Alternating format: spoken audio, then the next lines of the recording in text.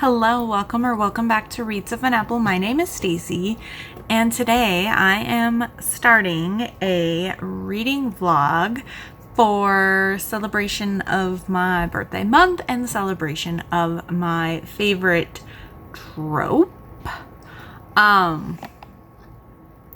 So if you do not already know, my favorite trope is like I call it wrong sibling.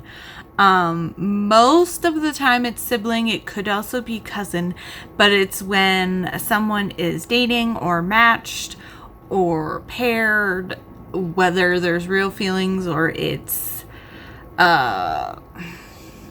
convenience or arranged or whatever, and they end up falling for their partner's brother or sister. It depends on whatever is going on. I don't know why. There's just something about it that just really speaks to me, and it really just speaks to my heart. And it's very interesting because a lot of the times they can be very angsty, but I'm someone who typically doesn't really read angst, and it's not something that I enjoy. But I have a huge list of wrong sibling, and like I mentioned, sometimes it's cousins, and if like the cousins are close or they're living in the same house or something, I feel like that's a common thing, especially for historical romances. There is like a little bit of leeway there. It doesn't necessarily have to be a sibling, but I don't know, it just butters my bread, you know? So I plan to pick up at least 3, and depending on how many clips, how long this gets, maybe more, books. I have 2 contemporaries and 1 historical plan. The 2 contemporaries are newer releases. I feel like this is a very common trope for historical romances because you can kind of get away with it a little better with it being arranged marriages and things like that. And I find it's harder to pull off well in contemporary, but I have read some really good contemporary ones. So I have started Kissing My Brother's Bride by Molly McLean. This is a new author for me. This is a new release. It came out June 1st. And this is a part of a multi-author series. And this is the only one that's out as of right now. So the other books are kind of staggered, it seems like, by a couple weeks each. And they're all kind of centered around this group of family/friends. So in this first book, our pairing is Audrey and Liam. But at the beginning of the book, it is Audrey and Lincoln. She is at her birthday party and her boyfriend Lincoln proposes to her, and she's just like, of course. I don't know what else to say. And then they plan on having a long engagement, and then they get a bee in their bonnet and decide they're going to do a destination wedding to Florida. It seems like they're in one of the Carolinas, and got things kind of planned in a couple months. So it seems like all of the characters in this series are going to be based around at least one of the main characters being a part of either the bridal party or the groom's party. But this one, there is no cheating, and it can sometimes have cheating. Most of the ones I read lean more on the emotional cheating. But I think Molly here does a really good job of making it aware that Lincoln is not the person for Audrey. He is a workaholic. This definitely felt a little Hallmarky to me because he's a workaholic. He's giving the toast to her birthday, and is planning to propose to her during this toast, and he gets a phone call that he's been waiting for all day and answers it in the middle of his toast. And then there's flowers delivered while he's on the phone that say, "Thank you for agreeing to be my wife," or something like that. And she's like, and he goes, "Surprise, I'm proposing." So that was just kind of awkward. And you could just tell right away. And her brother kind of makes a comment like he couldn't even, like he had to answer a work call while he's planning on proposing. And he goes, "Not to mention you don't even like roses." And so I'm like, okay. So the way that this happened is the first date that Lincoln and Audrey were supposed to have, there was a work thing. He was going to be late. So he bothered his brother Liam to go on this date for him, or at least show up and be like, he's going to be late. Because there was some big meeting or something going on. And Liam showed up, planned on telling her to just cut her losses and run. And they end up like staying at this restaurant for an hour because they were really kind of feeling each other. And then Lincoln ends up showing up and Liam walks away. They are now best friends. And Liam has been pining for her for 2.5 years. Oh my gosh, Liam. He is a local firefighter. And I am loving this. I'm on chapter 9. I am 29% in. And I was like, I gotta stop and film an opening clip before I get completely sucked into this. So I am really enjoying it. This is like I said, Molly McLean is a new author to me, and I'm enjoying her writing style so far. It's very quick banter. It's very good banter. The characters feel like they have some emotional depth to me, and I'm already kind of connecting with them. And where I'm at, they have come back from Florida, and Audrey has kind of had her first talk. I don't know if there's going to be more with Lincoln, and he's just like, I really realized it a couple weeks ago when we went to have dinner with our mom, and you were so excited to see the small town where I grew up in, and I realized that you stopped talking about the dreams that you want of a house kind of in the small town feel and a life with a small town feel, and that's not what I'm interested in. And so I'm not hating him. I mean, it's definitely, he left her. I mean, she didn't quite get to the altar, but their friends and family were all in Florida, and he just never showed up. But she was getting dressed for the wedding, but they didn't actually get to the part where she has to walk down the aisle. So it wasn't actually a left at the altar, but it pretty much is.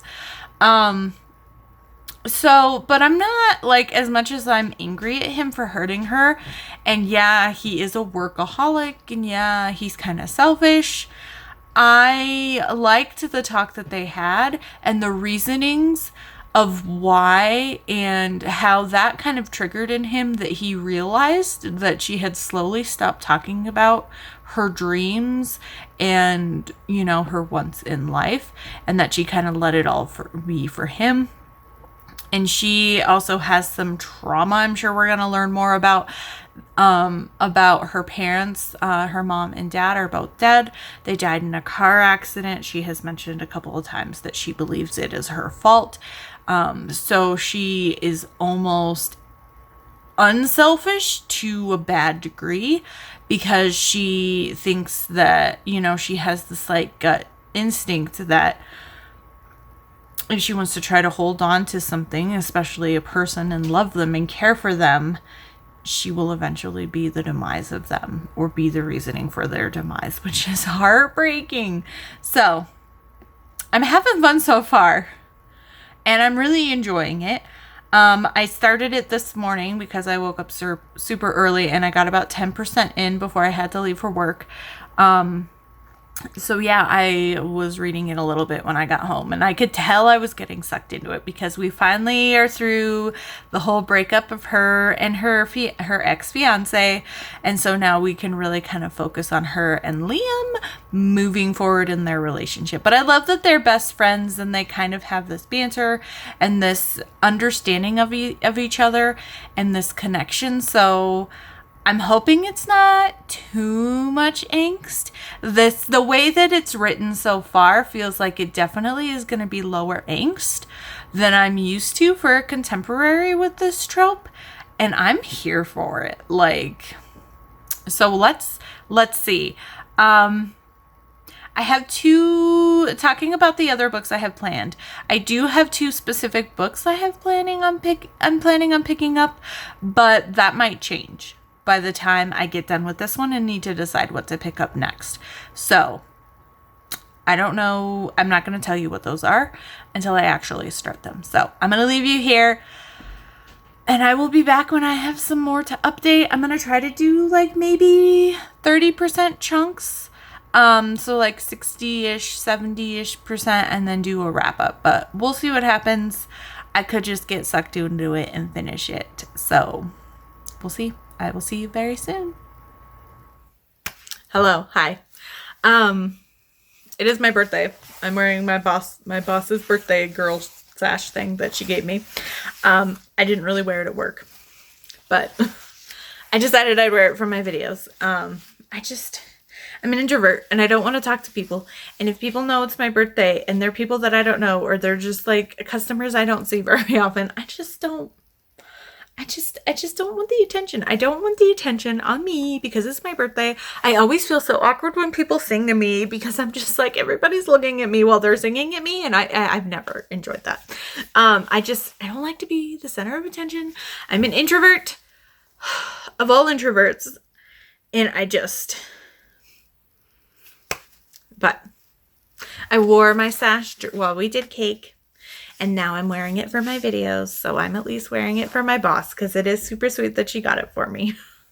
But I'm just like, I'm an introvert. I don't want people to know things. Okay, but anyway, I was going to update you, but I finished my book last night. So, Kissing My Brother's Bride, I finished. I could not put it down. I read on the couch for quite a while, and then I got up and I was like, I'm gonna go to bed and I'm gonna read a little bit more. I think at that point I only had like 20% left or something like that. So yeah, I'm gonna give it 5 stars. I really, really enjoyed it. I thought it was so well done. I liked it that there wasn't really any angst. There was a little bit of something that kind of happened with the brother. But I don't know. It like once Liam and Audrey just kind of were like, they were like, screw it. We only live once.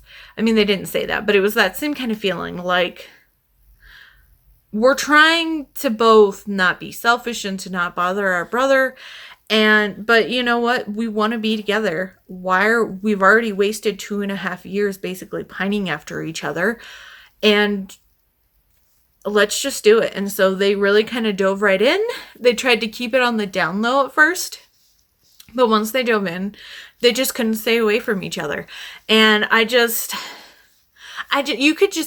love the way that their connection was written, where they just clicked in just the right way. If I was going to be super picky, I'd give this like a 4.5 or a 4.75, but I just left it at 5 stars because, I mean, I read it in one day. I read 10% in the morning, and then I pretty much read the rest in like one sitting, with a little break to film my clip yesterday. So I don't know. I just really enjoyed it. I really enjoyed the small town that was kind of being set up. And then I was looking at the rest of the books today. I did mention, I think earlier, this series is a multi-author series, and it looks like the books are going to be released every 2 weeks. So the second book is going to be coming out June 15th, and this one was released on June 1st. And the next book is going to be Audrey's older sister, Charlotte, and one of the groomsmen who she knows from college, who's kind of like a playboy guy. and they have a little bit of an antagonistic relationship, so I'm definitely intrigued to that one for that one. I don't know if I'll read it right away when it comes out, but I definitely want to read the rest of the books. It seems like Liam and Lincoln's cousin Amara, I think is her name, is going to be paired with Ty, who is Liam's roommate / firefighter co-worker. And so that seems interesting. And then one of the other bridesmaids is getting paired with a bartender from the resort where the destination wedding didn't happen. And the blurb for the final book hasn't been released yet, so I don't know what's going on there, but I'm kind of intrigued to see. And I was looking at all of the authors. All of the authors I hadn't read before, so this will be all new authors for me. I also checked out I was looking at some other books of Molly McLean's, and I put a couple on my KU list for if I'm looking for something. So yeah, I'm definitely intrigued to read more, and I just...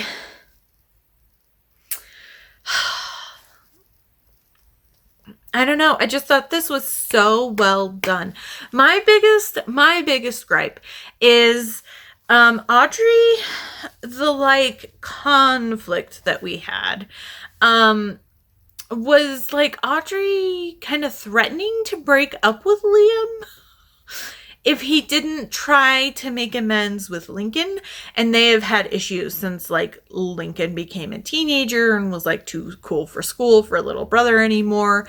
And then there was contention because, he's a big finance guy and Liam's just a firefighter. And so there was some issues between them there where Lincoln was just making Liam feel like, he doesn't have a good job, he chose a bad life, and just kind of tried to make him feel bad about his life choices. And Liam was like, I don't understand what saving people's life, why that's such a horrible job. And yeah, it's not making loads of money, but I get so much more fulfillment with it. So that was really their kind of conflict, and I'm glad that they eventually kind of started taking steps to work through it. But I don't know, I didn't like that, because I get Audrey, only has her sister in her hand. Her parents died, and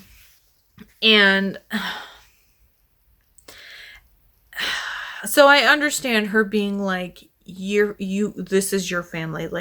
You don't want to wait until it's too late, until you and your brother are in a position where your relationship is irreparable.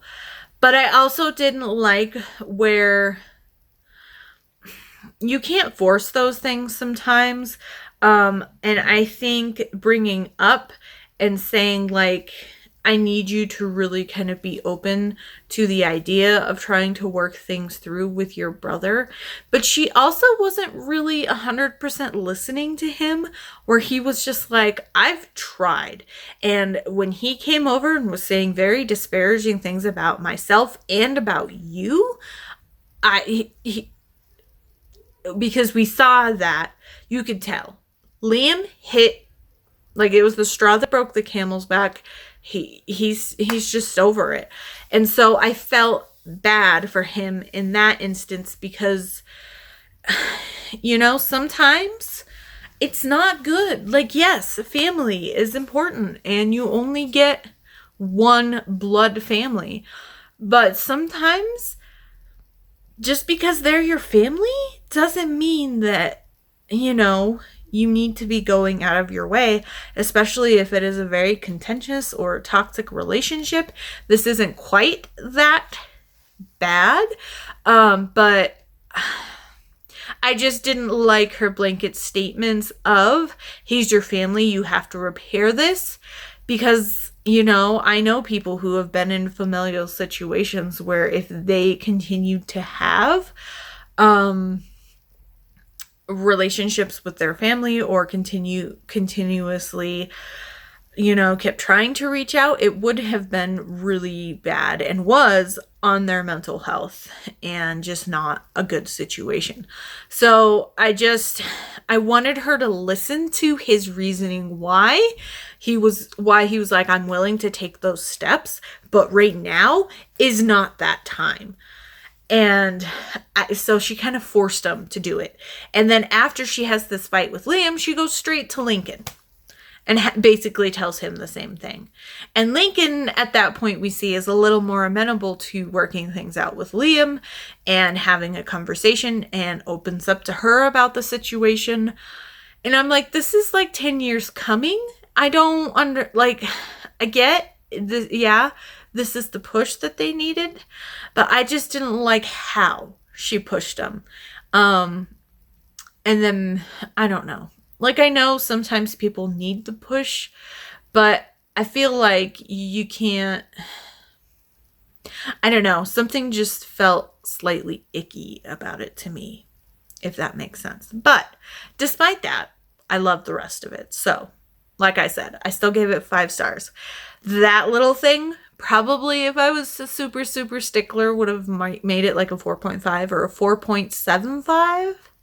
Probably a 4.75, but I don't do quarter stars, so we're just going to leave it at 5. So yeah, there is that. As for what I'm going to pick up next, I'm kind of feeling historical. So I think I'm going to pick up How to Deceive a Duke by Alicia Cornwall. This is another new author to me, which is fun. This is the first book in this series.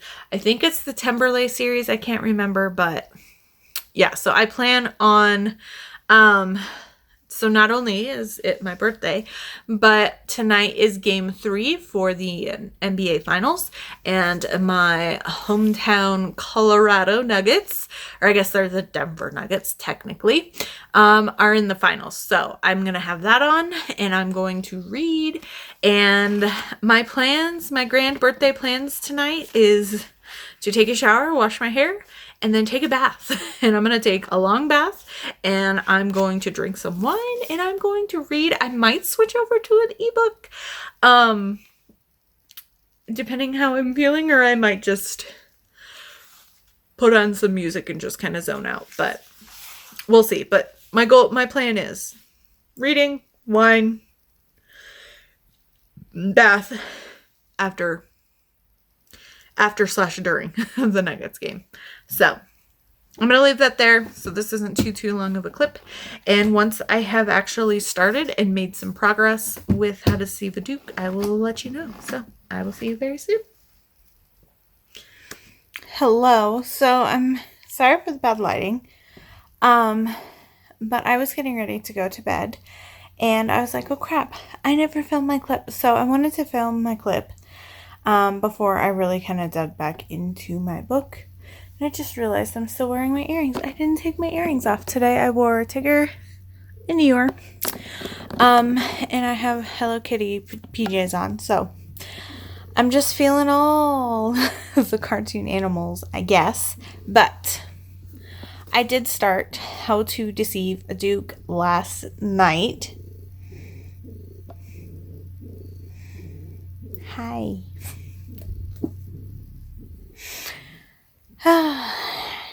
Silly little kitty bees.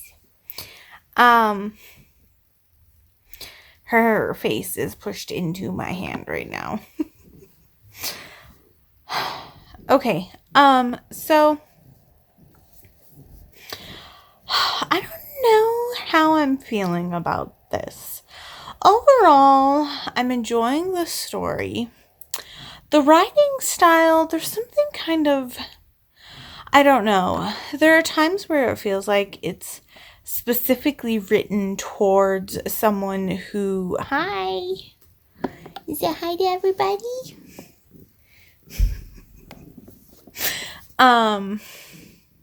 Okay, all right, yep, that's my book.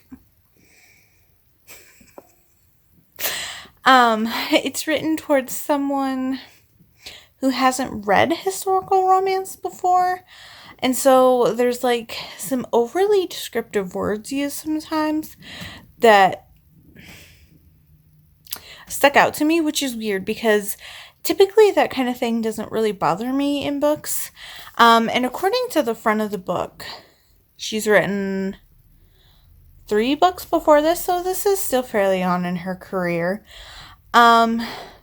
But so the writing style, there's something that's not quite hitting me.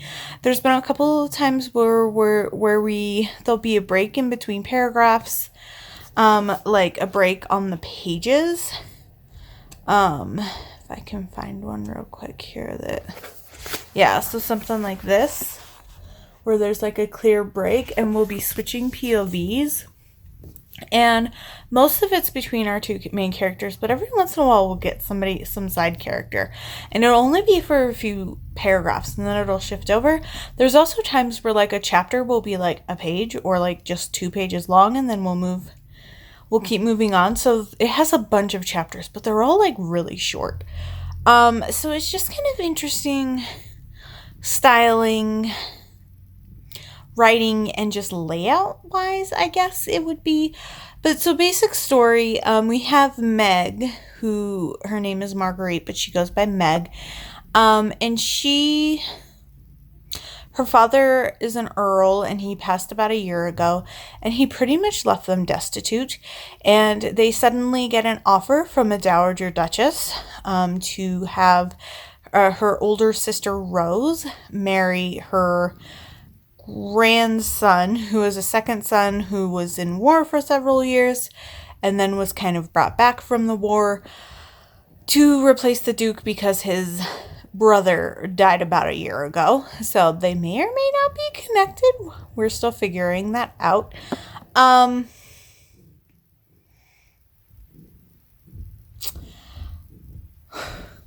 She's just purring up a little kitty storm over here. So Rose is like almost a caricature of, the vapid, just raised to be pretty, to be the perfect wife. Their father, I guess, was known to be,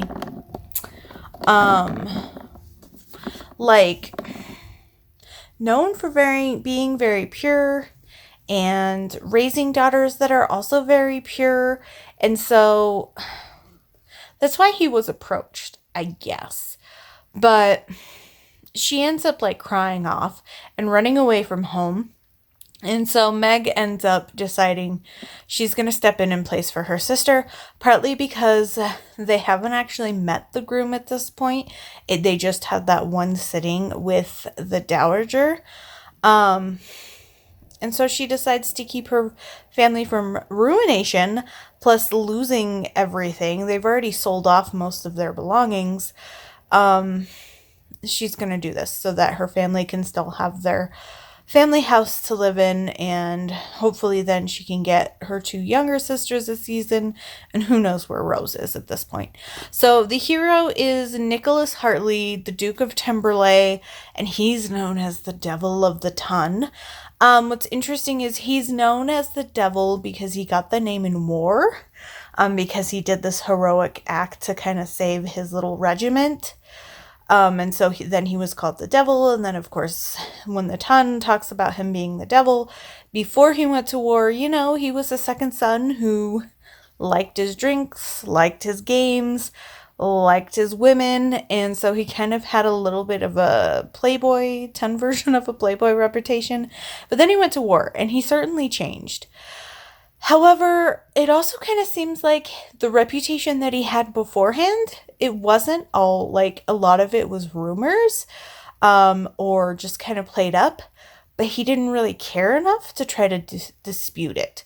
So now that he's back and he's the Duke, he's kind of finding himself pigeonholed by a lot of people and who they think he is as a character, and they're kind of thinking the worst of him in a lot of situations.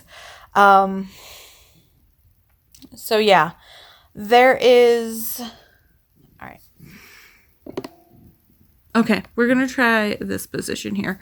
So she just is super cuddly right now. So there is this interesting correlation between his brother's death and Meg's father, where they both like basically were kind of swindled into investing in this shipping scheme type thing that ended up not being true. And then the people who were like running this scheme, of course, pitted them against each other. And his brother died in a duel with 3 other people at the same time. And I guess Meg's father, you know, did the honorable thing and just kind of, I guess it was a duel with sabers. So he just kind of scratched his arm and then left it at that. But then these other 2 gentlemen were the ones, one of them like did it through his liver. And then I think the other one came close to hitting his heart or something like that. So his brother ended up dying from this. And they told him it was Nick's fault. So his brother's dying words were, it's all because of Nicholas. So then, of course, the grandmother hates him. And everyone just kind of treats him not well because they think he's responsible for his brother's death. And he's like, I was at war. So he has finally gotten the information. His brother's second was the valet, butler, servant dude that basically ended up raising the 2 boys, and their parents had died when they were both young. And then the grandmother took over, and then when the grandmother took over, she was like, his brother was like the heir, so he got the ducal training, and Nick was kind of just set off to a school. So there's a contentious relationship there. But I guess one of the other 2 men, his wife, told her husband that she had an affair with Nick and that their child was his. And so he called out his brother because he was at war and he wanted retribution. And then this other guy said that Nick cheated him when they were gambling. And so he called him out. And then they pulled in, and then because this situation happened in front of Meg's father, the Earl,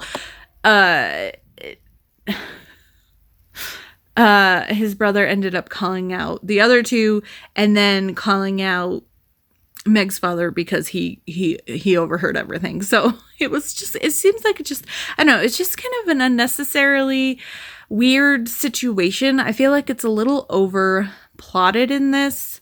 He says some kind of rude things to Meg, and I don't know. Like, I know that people can put on a front and they can be very strong-willed and confident people, but they're hiding a lot of hurt or a lot of insecurities and things like that. But I feel like Meg's character is too much in both directions. You know, she's known as the plain sister because she's the only one that's not blonde, and takes after her mother's bearing. She has red hair. She's known as the hoyden. She's known as the plain. She was a disappointment to her father because she wasn't like her sisters.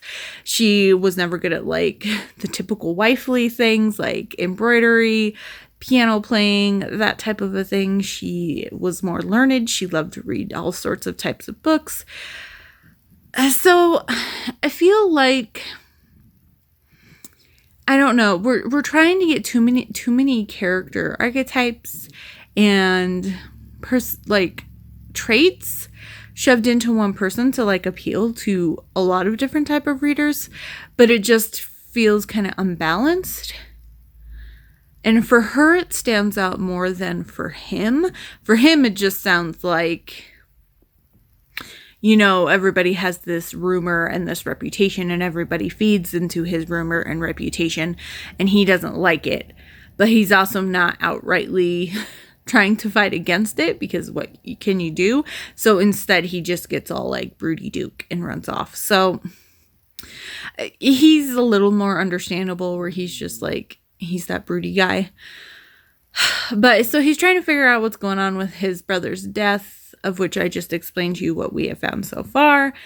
And she's trying to learn how to be a duchess, and they have very explosive chemistry. He's very surprised that he enjoys conversation with his wife. I guess he's never had a conversation with any of his mistresses before, but okay. So yeah, I feel like right now it's kind of sitting at a 3 stars. I feel like I'm enjoying Nick's story. I don't know. I feel like the complications behind his brother's death is going to be overly complicated. It already kind of is overly complicated, and we don't even have the full picture yet. There's also something with his brother's, I guess she was his fiance. They weren't married yet. But before they could get married, I guess she fell in love with somebody else and got pregnant with this other person's child. So he has been helping her on the side, and now he's trying to have one of his army buddies, who's now a diplomat, help escort her because she's been basically ditched by her family, even though her family doesn't know that the child's from a different man. So maybe they weren't actually married, or maybe they were really close to getting married. I don't know. Something like that. There's just a lot going on. I mean, I'm enjoying it though. I mean, I got through that far. I got through 175 pages last night, and now I'm at 210. So I have read a little bit when I got home, but I'm going to go to bed and I'm going to read more of this. But so as you can tell with my very rambly thoughts, I'm not quite sure what to think about this yet. It's intriguing enough, and I'm enjoying specifically Nick's character enough that I'm keeping going. I really liked Meg's godfather, who's kind of helping the family after the death of her father. Her mother was just so annoying. Of course, the mother is just completely worthless, and she's freaks out and cries over every little thing. And Meg is the one that, has to be the stable one for her sisters and her mother. And, when they were all threatened with, becoming destitute, everyone was relying that Meg would become a governess and then be able to support her mother and her sisters. It's like, well, other people can help support each other, So it's just that stereotype and character traits that are being put on these people. And it just feels like, I don't know, too much. Maybe some character edits. So I'm not sure if I'm going to finish it tonight. I might, it depends on, it's just after 10 o'clock. So it depends on how far I get to and how tired I get quickly. But I'd like to try to finish this as much as I can. I want to try to get through as much physical reading as I can during the week, because this weekend I have some more cleaning and organizing plans. So I'll probably pick up audiobooks for that. So I want to try to get through as much for this reading vlog as I can tonight and tomorrow night during the Nuggets game. So yeah, I'm going to leave you there. I'm going to get back to reading, and I'll be back to update you probably when I finish this. So I'll see you soon. Hello. Happy Friday night. It is almost bedtime. It's just after 10 o'clock. I just got done not too long ago watching the Nuggets game. They won. They are up 3-1. So they come back to Denver for game 4 on Monday. And if they win their first NBA championship, which will be pretty dang awesome, especially because they will be at home. So I'm pretty excited for that. But for book stuff, I have finished How to Deceive a Duke. I got through page 309 last night, but then when I got home and was watching the Nuggets game, I did finish this. And man, I struggled. I kept wanting to put it down, and I was like, nope, we're almost done. Just finish this book. I'm going to give it 2.5 stars. I did round it up to 3 stars on Goodreads, and that's mostly because I, for the most part, enjoyed Nicholas's character. For what kind of happens with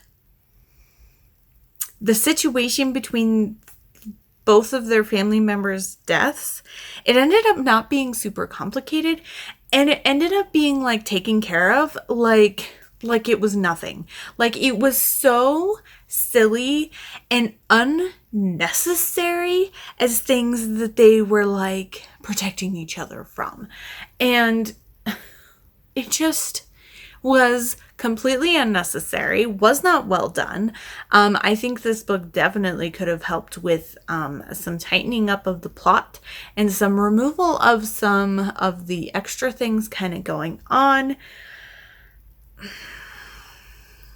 Our heroine kind of turns a little TSTL for me.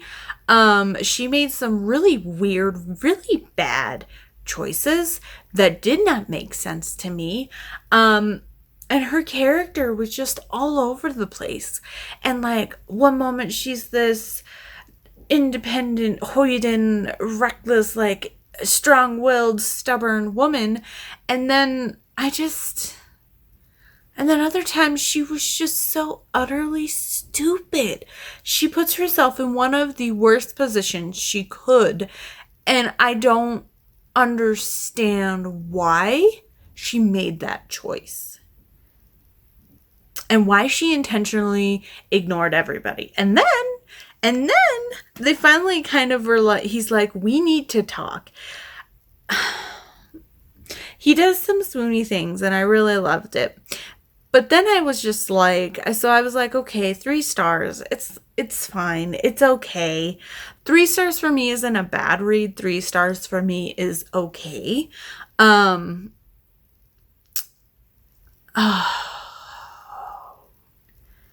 after she makes that stupid decision, they finally kind of come together and they make up and they finally sleep together again, which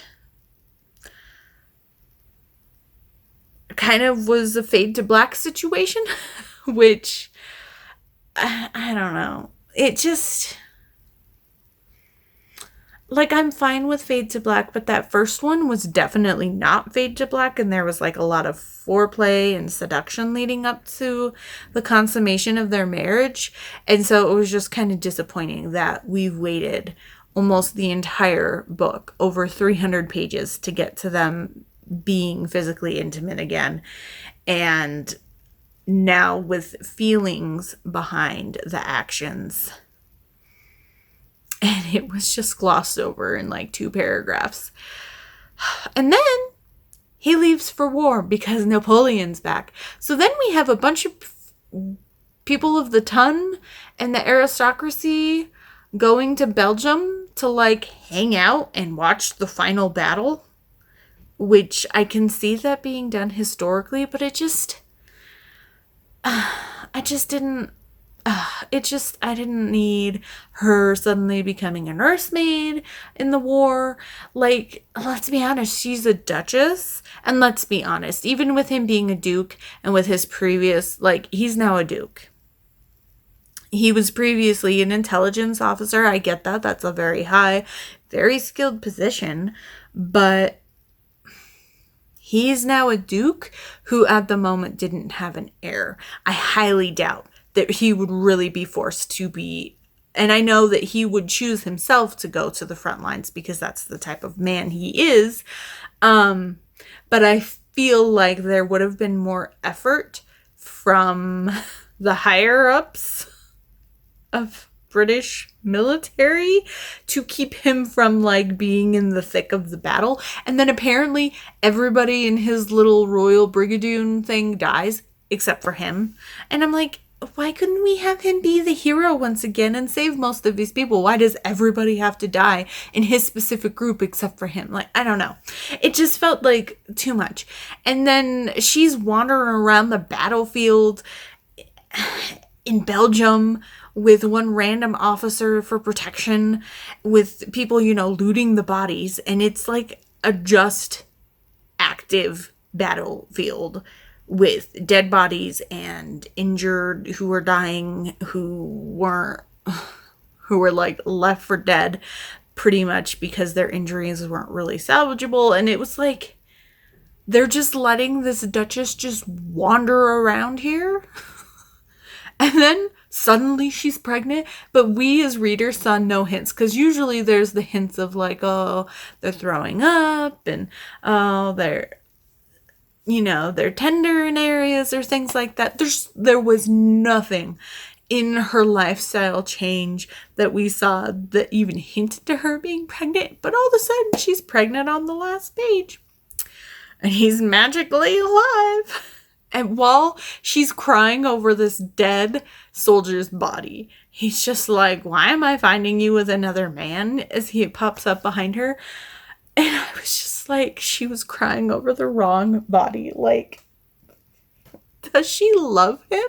I really don't understand how she loves him. I really don't. She never really trusted or cared to learn who the real him was, and was so apt to believe, even near the end of the book before they went to war, what other people were saying, even though he was saying the opposite. So I really disliked her as a heroine. I don't know if I'm going to keep this physical book or not. I'll probably unhaul it. I was just so disappointed in her character. But I have only DNF'd 2 books in my life. And I just hate. I know that there's only so much time we can dedicate to reading. And there's only so many books you can read in your lifetime. So why waste your time reading books you aren't enjoying? But I wanted to get through it. And I'm a completionist and I can't handle not finishing a book. So yeah, that's where I'm at on this. I looked to see who the second and third book in the trilogy were to see if it might be interesting, but honestly, I could care less about the people who are reading in. Maybe I'll look at some of her other series. I did see that I had marked a couple other, at least one other book that's the first in another series of hers as want to read. So maybe I might look at that one at some point, but I'm never going to say never to picking up Alicia Cornwell again.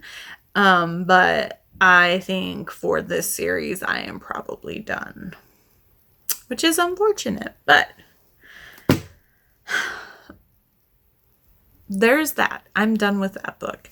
Now, I had planned on picking up another contemporary. It seemed kind of small towny to me, but in the description, it said something like angsty small town contemporary romance or something like that. And I was like, how angsty are we talking about? Because I feel like this trope has angst in it just naturally. And then to add extra layers of angst on top of it, I don't know. So I looked at a couple of reviews from friends who have read it, and they definitely have said like it is angsty. Now, I don't know how much of this trope that they have read and how it compares angst wise. So I'm a little nervous picking that one up. So I might still pick it up if I decide to do a 4th book. We will see what happens. But I think instead I'm going to switch lanes and pick up a book that wasn't originally on my radar specifically for this trope, but I was thinking the other day about books that are kind of similar in the same vein. And then I remembered, I think Brutal Vows is close enough to fit into this trope. Now, it's not quite wrong, Sibling, but I planned on reading this during the Mafia Romance readathon, but I ended up not getting to it because I got sucked into ML Philpit. So I was like, I still need to read this. And I wanted to read it anyway, just in the month of May, so I can finally finish this. This is the fourth and final book in her Queens and Monsters series. But if I remember correctly, Spider ends up getting engaged to another mafioso's daughter or something, but he ends up having a romance with her aunt? Yeah, if this arrogant Irish mobster my brother is trying to sell my innocent niece to thinks I'm going to play nice over this whole arranged marriage BS they've concocted, he should think again. So it's not quite wrong sibling, but it's definitely like wrong in the vein of like wrong cousins, wrong family member. So I think I'm going to pick up Brutal Vows. I did check it out on KU, so I think if I start it tonight, I'll probably start it in bed. And so it'll just be easier to read it on my Kindle. So I checked it out on KU. So I'll probably switch between them. I might see if one of my apps has an audiobook too, so I can listen to it while I work on stuff this weekend, but we will see. I have been saving this book for a rainy day to finish this series. I'm a big fan of this series. I loved book 1. I gave it 5 stars. I loved book 3. I gave that one 5 stars. I struggled with book 2. I know everybody loves carnal urges. I had some issues with the power dynamics. That's just not something that I typically enjoy in their type of bedroom style play. So everybody else loves it though. So they can have carnal urges. I will keep books 1 and 3. So I'm excited to see how this goes. So yeah, here's for going off book. I also found a fantasy romance earlier today. It's not this one. That is MM. I feel like it wasn't too long. It was a shorter book. But it was twin swapping, but it's MM. And so it's a princess is betrothed to some, I don't know, fantastical person. And she runs away and her twin brother ends up dressing up as her to become this guy's bride. And then they're kind of hoping that they'll find out she is a he and he'll kind of get to go on his way. But instead he kind of keeps him to do the bride duties while they track down his sister. So I was like, that's intriguing. So I might add that in because it's a shorter book. Plus I can get at least one LGBTQ book done, and it would also work great because this month is the Once Upon a Readathon, and so it would work. I would get extra bonus points for an LGBTQ plus author. Plus I think the like fantasy guy that they're being betrothed to is also a pirate, which would allow me to attack the water team because I'm on the fire team. So I might end up picking that. I might pick it up anyway. I don't know if it'll be for this vlog. We'll see how I'm feeling after Brutal Vows and how long I talk about Brutal Vows. But I think I'm going to go that route next. But I will let you know once I've made some progress. And it's kind of bittersweet to end the series. But you know what? I think it's time. I think it's finally time to end the series. So I'm going to get ready for bed and start Brutal Vows most likely. And then I will see you all when I have an update and have read some of Brutal Vows. Hello, so I'm back. Cheese wants cuddles. So she jumped in my lap here. So happy Sunday.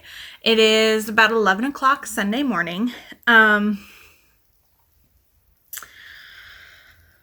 It's been a busy morning. I woke up early, I went grocery shopping, and then I've been taking care of some things around the house, and I have more chores that I want to get taken care of, but I have some books to unhaul, so I wanted to film a little unhaul of that, and I figured while I have set up, I need to film my clip. So yesterday evening when I sat down, there was storm chasing happening in the DFW area. So I was like, oh, I'll put that on and I'll read for a little bit. It turned into more than a little bit, and I have started and now finished Brutal Vows. So 5 stars. I would have wanted them. So, okay. I was correct in that Raina is the niece of who Spider ends up getting arranged marriage with. And they're both like antagonistic towards each other, but I didn't really feel like enemies because he was just trying to goad her, and like Raina was just upset about the situation, but it was also, she didn't quite realize it herself at first, but it was also anger in making her feel things that she never wanted to feel, never wanted to deal with. I was very happy. I'm not going to say exactly what it was, but of the moment where basically Raina is now his arranged marriage partner instead of her niece Lily, I think is her name. I loved it. I was like, not what I was expecting to happen, and I was here for it. It was so good. I loved Spider, and I didn't know this, but I heard on a video recently that this series was only originally planned to be 3 books, I guess, and then fans fell in love with Spider so much that he ended up getting his own book, which I'm very here for. I am a big fan of Spider, and I just loved him and Raina's connection, and they both had a lot of trauma, and so I love that they were able to kind of connect to each other that much. And then there's a joke about a Spider always wanting to talk, and she's just like, ugh, you went to too much therapy. Why do you always want to talk? And I don't know. It was a great end to the series. I just loved it. I will say, I mean, it's been a little bit since I've read the first 2 books, and then I read the 3rd book during the Mafia Romance Readathon in 2022, which was right around the time that this book came out, and then I couldn't finish the series yet. This is probably, I don't know if it's my favorite book, but I think they're my favorite couple. But the reason why I mentioned it's been a while is because Sloane felt different to me. Like, I don't know. She felt like she felt different. And I know that in the 3rd book, which is her little sister's book, I wasn't the biggest fan of Sloane, but I didn't hate her in her book. I thought she was fine.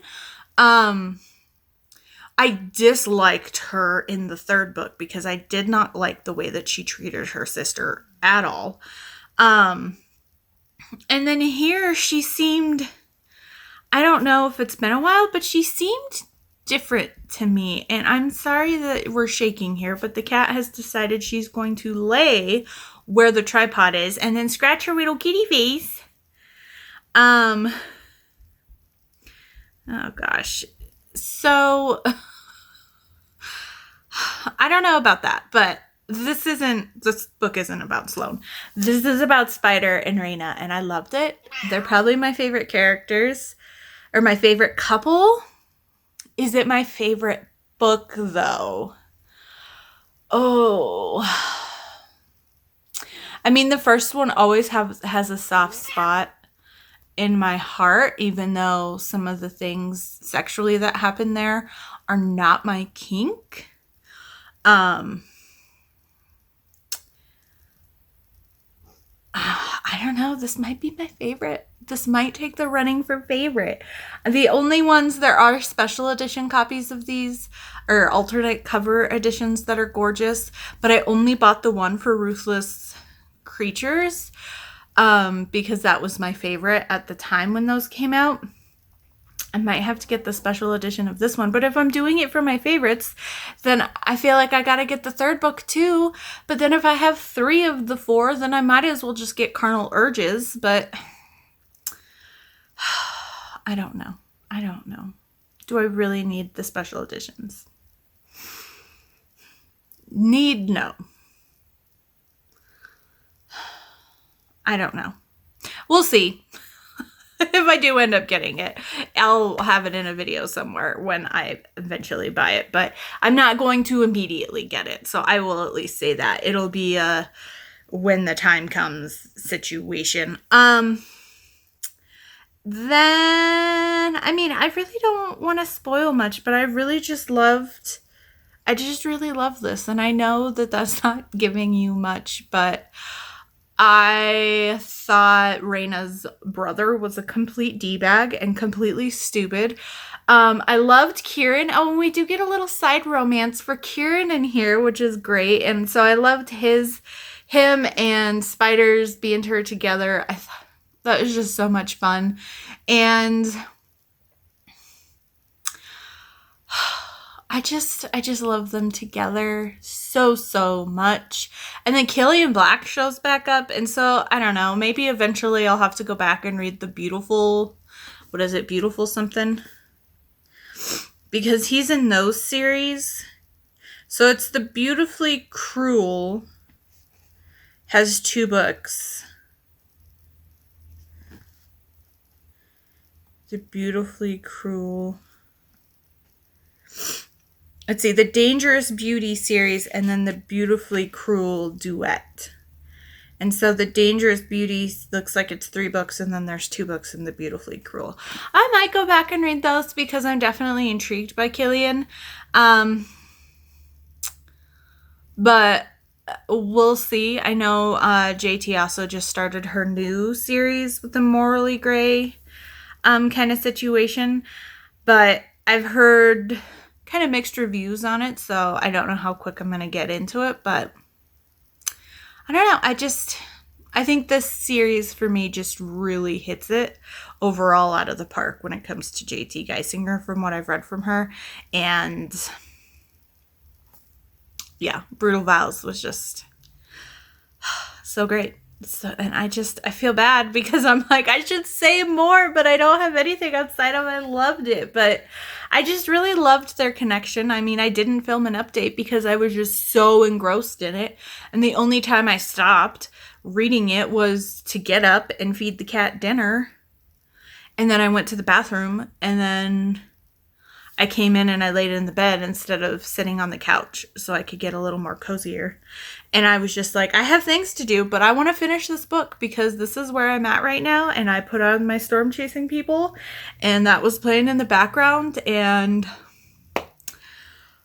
man, it was a great evening, even though I got like nothing done on my to-do list. But I think I'm going to leave it at that. So, Brutal Vows, 5 stars, loved it. Great end to the series. And I think I'm going to end the vlog here. I think we're going to stop with a 5-star book. I've already picked up something else physically. And I could come back and do that short book that I was telling you about that was the fantasy twin swap, where it was the brother is being, or the sister is swapped out for the brother type situation. And I still might pick that up this month, but I don't think I'm going to do a specific vlog for it. I think I'm going to stop here. I feel pretty good. We got 2 5-star books, and then that historical was a little bit of a mess. But for my June TBR, I do have 4 historicals that I have planned to get to this month. I want to go on a little mini historical binge, and those are all going to be great. I know for sure. So that was disappointing, but I'm okay because I tried a new historical author, and now I know. So I think I'm going to leave it at that. Like I've probably mentioned before, if not, if you have any books that are this trope or something similar that you think would kind of fit the situation that I've been chatting about, similar to this one where it's not wrong sibling, but it's definitely wrong family member, pop it down below. I have an ongoing list of way more, but I am okay just kind of picking at it very slowly, but I definitely would like to know if you have any other recs or any other ideas in case I haven't heard of them or haven't read them yet, so I can get them added to the list. If you'd like to just leave me an emoji instead, we'll do the fire emoji because there's sparks on the cover of this. But otherwise, don't forget to like and subscribe, and I will see you all soon with another video.